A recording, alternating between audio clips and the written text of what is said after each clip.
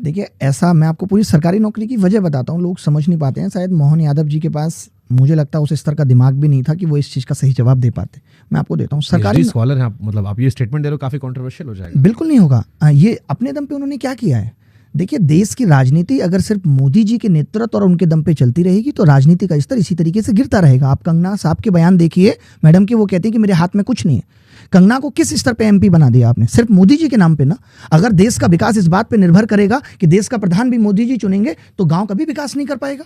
तब तो गांधी जी कहते थे डिसेंट्रलाइजेशन। गांव का मुखिया अगर गांव के मुद्दों पे वोट लेके जीत के आएगा तभी उसकी जवाबदेही भी होगी। अगर मोदी जी किसी को भी गांव का मुखिया बना दें, वो गांव के लोगों की बात ही नहीं सुनेगा, उसके लिए वो चीज प्रायोरिटी पे ही नहीं है। तो मोहन यादव जी का कितना बड़ा अनुभव राजनीति में था कि उनको देश के एमपी जैसे राज्य की सत्ता सौंप दी गई। पढ़े लिखे हैं, मतलब उनके पास कई डिग्रीज है। अगर डिग्री को हम पढ़ाई का पैमाना मानते हैं तो बिल्कुल, चलिए मैंने मान लिया डिग्री को अगर हम पढ़ाई का पैमाना मानते हैं, तो उन्होंने ये बात बड़ी खराब कही है कि सरकारी नौकरी प्रायोरिटी पे नहीं है। अगर आपका रोजगार देना और इंडस्ट्री लगाना प्रायोरिटी पे हो गया तो सरकारी नौकरी अपने आप क्रिएट होगी, आपको प्रायोरिटी रखने की जरूरत नहीं है। आज एक बात बताइए, अगर इस देश की जनता आदी हो जाए और आदी हो जाए तो बहुत सारी पुलिस की नौकरियों की भी जरूरत नहीं है।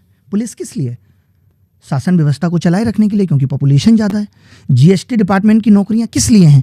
ताकि जो इंडस्ट्री चल रही है उनसे ठीक तरीके से जीएसटी वसूला जाए और देश हित में लगाया जाए। इनकम टैक्स की नौकरियां किस लिए हैं? कि जो लोग कमा रहे हैं उसको देखने के लिए।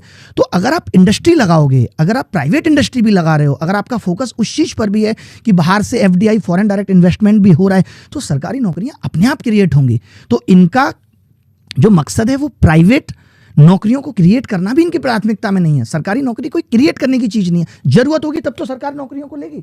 ये क्या कर रहे हैं? बेसिकली कॉन्ट्रैक्ट बेस पे काम करा रहे हैं।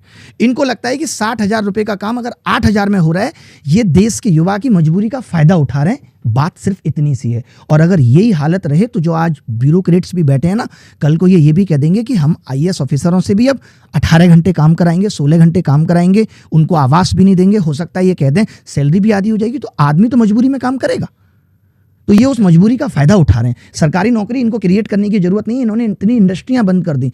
लोग आज कहते हैं कि भारत पहले टेक्सटाइल का बहुत अच्छा बिजनेस करता था, लेकिन आज बांग्लादेश भारत से आगे निकल गया टेक्सटाइल में। कपड़ा बाहर से इंपोर्ट होकर आने लगा। सरकार का काम खाली इतना रह गया है कि बाहर से चीज़ें आ जाएं। वैसे ये चाइना की चीज़ों का विरोध करते हैं और उस पर हमें टैक्स मिल जाए, हम बस इतना काम करेंगे। दैट्स कॉल्ड कारोबार।